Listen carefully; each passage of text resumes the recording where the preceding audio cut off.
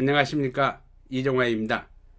네이버 블로그 유비쿼터스의 행복하게 좋은 글을 연재하고 있는 작가 이종환입니다.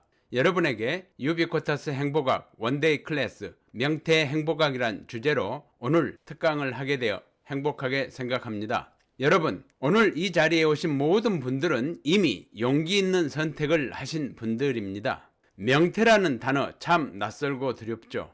하지만 오늘 저는 그것을 끝이 아니라 쉼표라고 말씀드리고 싶습니다. 한 명품 매장에서 근무하던 50대 여성 고객이 있었습니다. 매일 손님에게 웃었지만 정작 내 얼굴은 잊고 살았다고 말씀하셨습니다. 명퇴 후 매일 아침 거울 앞에서 오늘도 잘해보자 라고 말하기 시작했답니다. 처음엔 어색했지만 어느 날 그 미소가 진심이 되었답니다. 그 미소가 그분을 다시 세상과 연결시켰기 때문입니다. 오늘 이 강연의 목적은 바로 그것입니다. 삶의 중심을 가족이나 일에서 나 자신으로 옮기는 것. 여러분의 오늘은 여전히 아름답고 여전히 빛나고 있습니다. 그 빛을 다시 발견하는 여정이 지금부터 시작됩니다. 명태는 누구에게나 불쑥 찾아옵니다. 그 순간 마음 한구석이 텅 비는 것 같죠. 그런데 여러분, 한 시절이 저문다는 건 또 다른 빛이 시작된다는 뜻이기도 합니다. 어느 어머니의 이야기입니다. 아이들이 다 크고 직장에서도 내 역할이 끝났을 때 처음으로 이제 나는 누구인가를 생각했어요. 그분은 이후 꽃꽂이 강좌를 시작하셨습니다. 꽃을 꽂으면서 내 마음이 다시 피었어요. 그분은 지금 지역 행사에서 작은 전시회를 열고 사람들에게 두 번째 인생의 향기를 전하고 계십니다.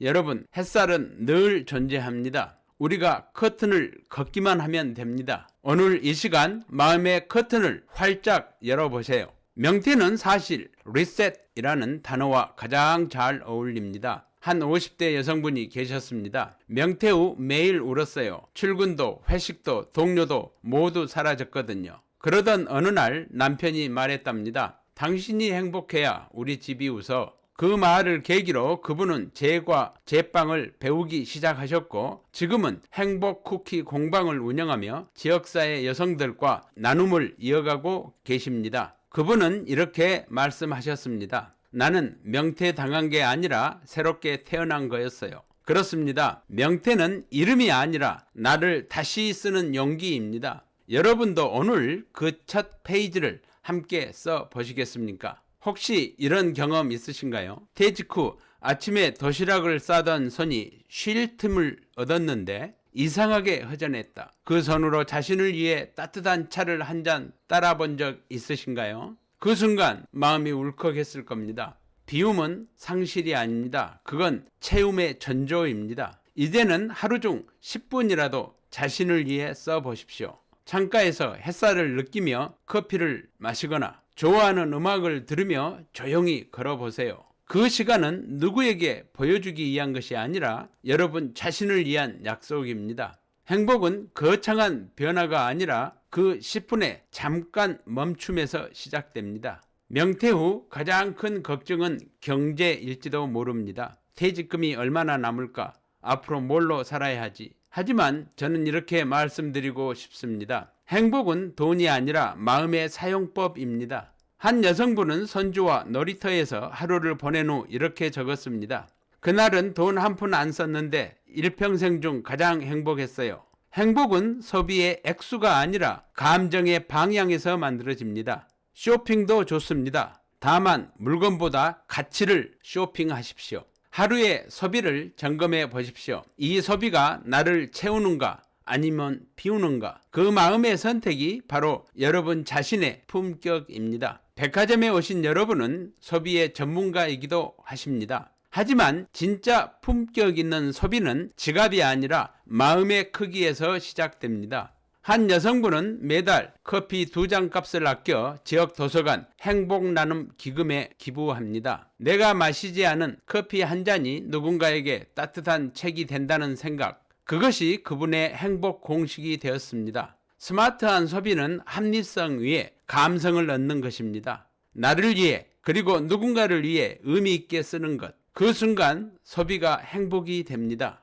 명퇴 후 가장 외로운 것은 나를 찾는 전화가 끊긴 순간이라고 하죠. 하지만 관계는 사라지는 게 아닙니다. 먼저 다가갈 용기만 잃었을 뿐입니다. 한 여성분은 오랜 친구에게 먼저 전화를 걸었습니다. 그냥 네가 생각났어. 그 한마디에 두 사람은 다시 웃음을 되찾았습니다. 행복은 관계 속에서 다시 자라납니다. 오늘 강연이 끝나면 가족에게, 친구에게 고마워, 잘 지내지? 그 한마디를 건네보세요. 그게 바로 행복의 리셋입니다.